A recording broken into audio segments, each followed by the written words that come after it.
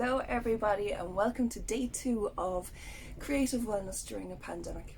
Today's video is all about choosing self-love, and I very intentionally chose the word choosing because sometimes it is a choice. Actually, most of the time it is a choice. We don't always love ourselves naturally. Showing self-compassion is essential, especially during times like these. I'm finding that a lot of people are beating themselves up. They're being so tough on themselves. They're feeling unproductive. Maybe you didn't bake banana bread, or you didn't do 10 crafts with the kids today, or you didn't get outside. It really doesn't matter. We're all dealing with this in the best way that we can. So in today's video, we're going to look at how we can, through art journaling, look at how we can show ourselves some self-love, self-compassion, self-care, and give ourselves a big hug. So I will see you in there. So before we jump into the creative part of this exercise, I'd like for you to grab your journal and your pen and just write a few short lines about what self-love means to you. Are you met with instant resistance when you think about it? Or are you used to showing yourself compassion and forgiveness and acceptance? Are you gentle with yourself when you make mistakes? Maybe you can write down a few lines about how you can show yourself more love.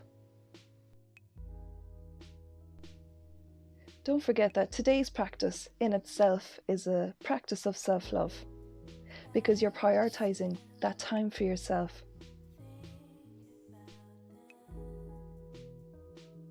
So I invite you now to light your candle, and as you're lighting it, set the intention for yourself that this is your creative time and that you are going to focus on the practice of self-love and self-compassion. And then, as always, I start by grounding myself with a few deep breaths. I place one hand on my heart and one hand on my belly and just take deep breaths right down into my belly. And when I release the breath, I release it fully. This is a really lovely way just to anchor yourself into this moment. So I have my journal ready and my paints, and as I begin this journal spread, I start thinking about ways in that I deny myself love and compassion. And the image that was coming up for me in that moment was a rocky formation, something that was hard and really prevented self-love from coming through. So I went with this kind of rock formation. Obviously, always go with your own intuition. You might have a completely different idea of what that denial of self-love looks like for you. Maybe it's a stone wall or a thorny bush. Have a think about what symbols come up for you. So as I'm working on this part of the journal page, I'm thinking about ways that I regularly or have denied myself in the past of self-love and forgiveness and compassion. And maybe you'd like to actually draw pictures of times that you've denied yourself love. Or maybe you just want to make marks and use colours as visual representations. Whatever way you want to work is absolutely perfect for you. We all have unique ways of visualizing things, so always follow your intuition. Whatever symbolism works best for you, just go with it.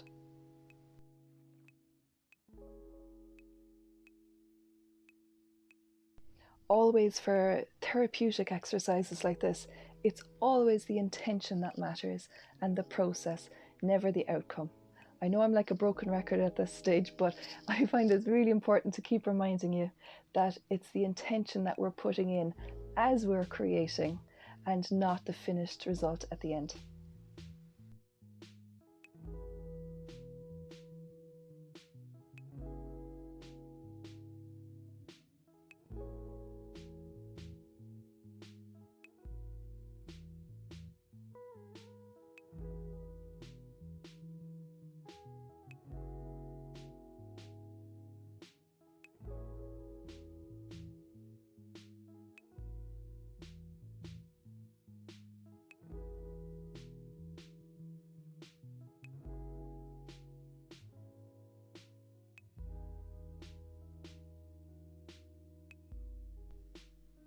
And for me personally, as I'm working on this hard, craggy rock scape, I'm thinking about the deadlines that I missed in my work when I slowed down and was unproductive, and how I was quite tough on myself for that.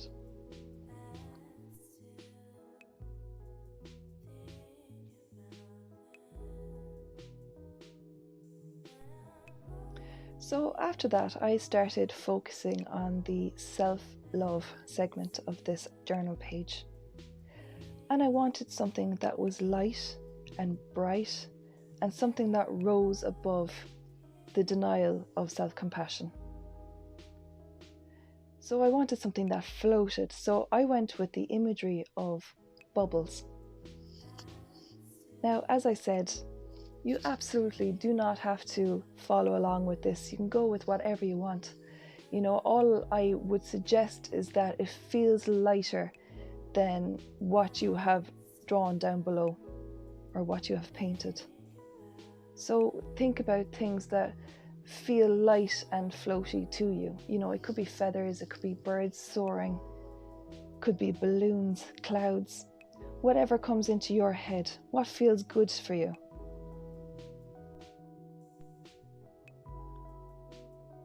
So as I'm working on this section of my journal page, I'm thinking about the times that I have showed myself love. And I'm just imagining a nice warm feeling in my belly and my heart as I show love for myself. And I forgive myself for mistakes that I've made. And I'm showing new life growing out of the rocks below. And I actually later turned these into tulips, because that's one way that I show myself love. I like to buy myself little bunches of tulips.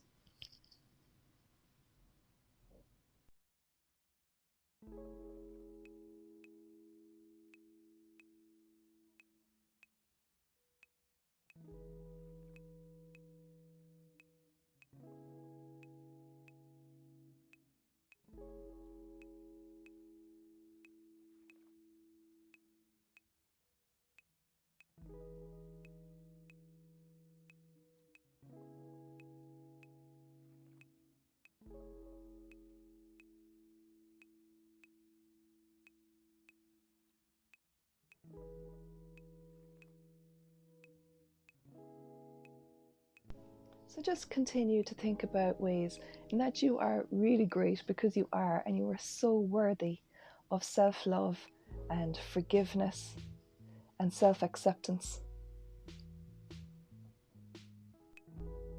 So think about what colours and what symbolism comes up for you when you think about that.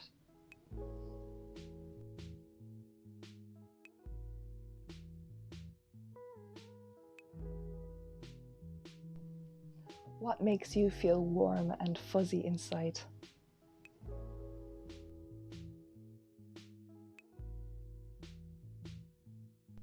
And think about all the good things that you've done and the amazing achievements that you've made. Think about what a good person you are.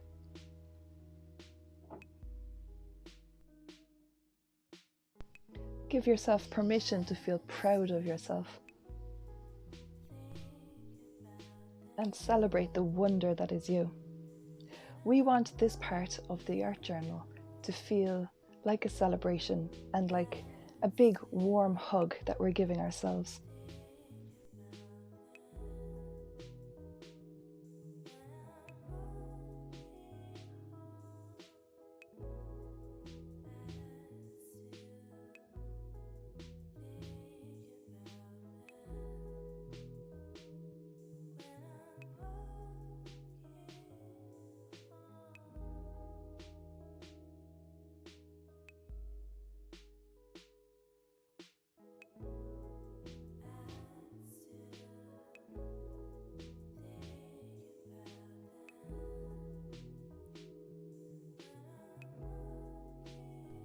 So I added some water inside my bubbles for some wet on wet technique, which I'll show you in a second. And my journal, this journal in particular, isn't actually made for water. It's really only for dry drawing materials, but I break the rules in my journals all the time. Plus, I feel that it doesn't really matter. Usually when I'm art journaling, it's for my eyes only. So although I'm happy to obviously buy good quality materials for when I'm creating finished pieces, when I'm working in my art journals, it doesn't matter to me how messy it gets, because like I always say, it is about the process. It's about the laying down of the paint and the energy that's flowing as I do that. So that's why you can see the paper buckling a bit here as I lay down the water and the paint. So as I mentioned, this particular technique now is called wet on wet technique, and that's when you wet your page first and then lay down a watery wash of paint, and you'll just see how the colours bleed and puddle and pool in the way that they do. It just makes a really lovely effect.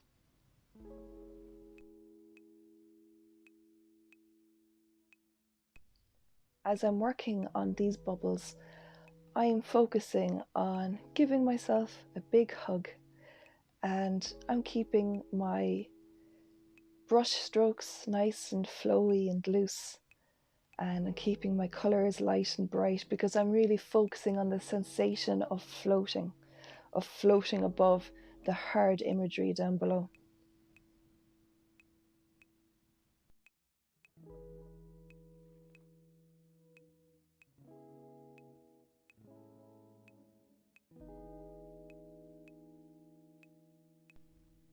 And the thing about art journaling is that the picture doesn't matter.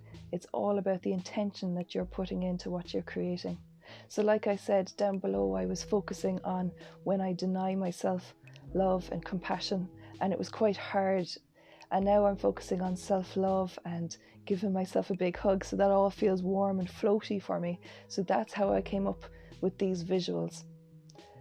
Usually when I art journal, I work for a much longer period of time with layer over layer over layer. But for a simple exercise like this, it doesn't matter. You don't need to put in too much time. Just focus on how you're feeling in the moment. You can make this as complex or as basic as you like. This is all up to you.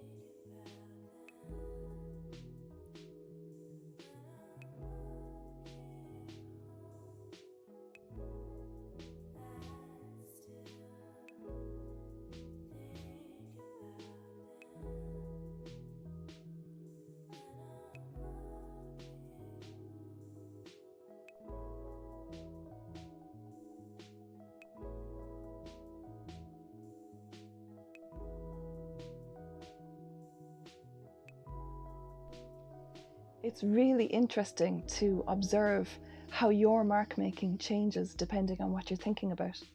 For example, earlier on I told you that when I was drawing those cliffs down below, I was thinking about times that I've been really tough on myself. And you can see that in the mark making. So I didn't set out specifically to make rocks. It just turned out that way because my marks were quite jagged and harsh. Whereas when I was creating my bubbles of self-love, everything just softened and flowed and slowed down, and the colours that I used changed as well. So I would encourage you to have a look at how your mark making has changed as well, how your colours have changed, how your movements have changed, depending on what you're focusing on and what your intentions are as you're creating.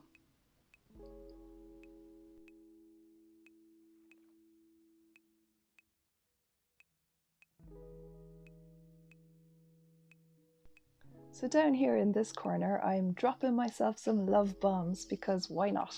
I deserve them. The heart is obviously one of the most recognizable symbols of love, as is the colour pink. So I just thought I would include that in my journal spread.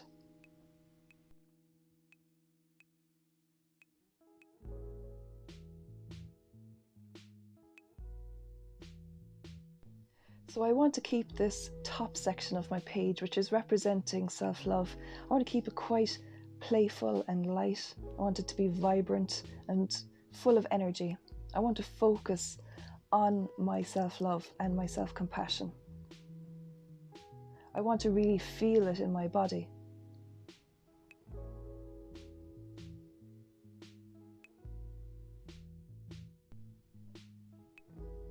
And as you're creating and you're focusing on self-love, sink down into your body and try to determine where you can feel it.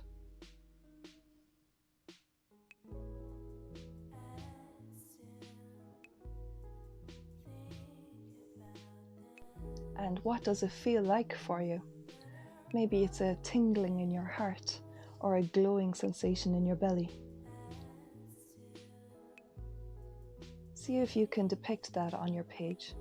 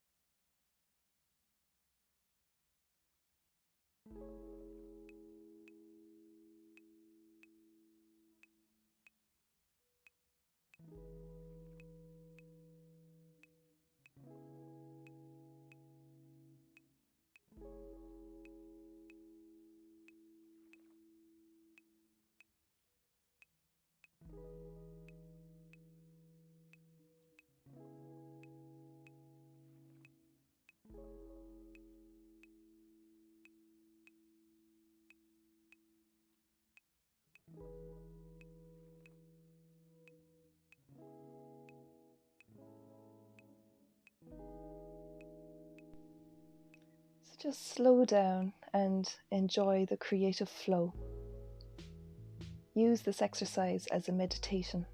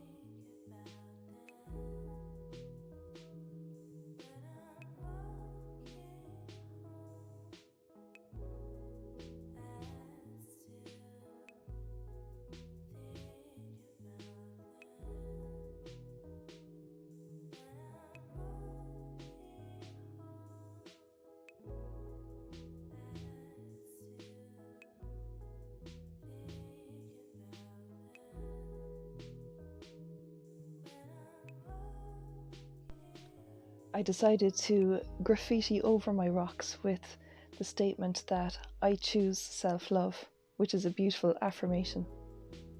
It's like the art journal version of Emer O'Neill Was Ear.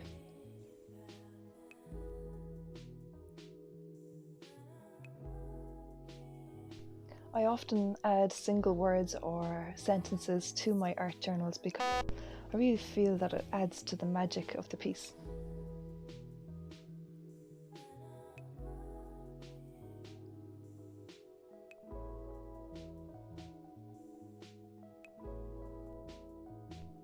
It's like writing a spell and anchoring your intention into your page.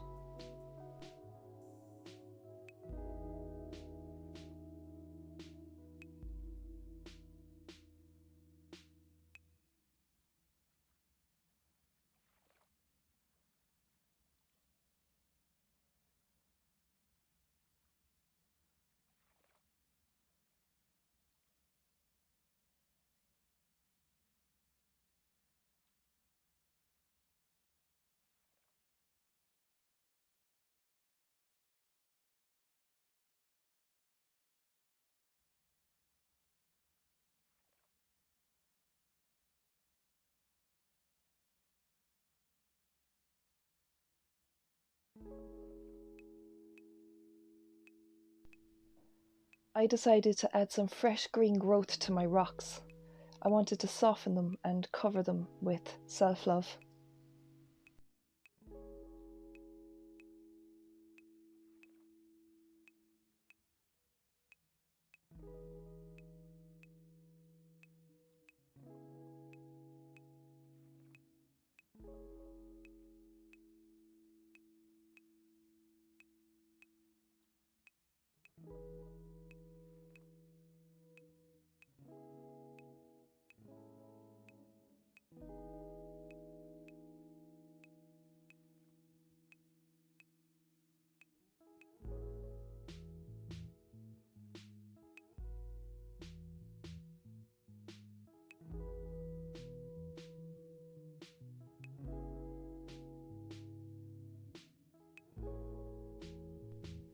And when you're finished your journal page, I would encourage you to grab your journal and pen again and just write another few short lines about how you're feeling now after completing this exercise.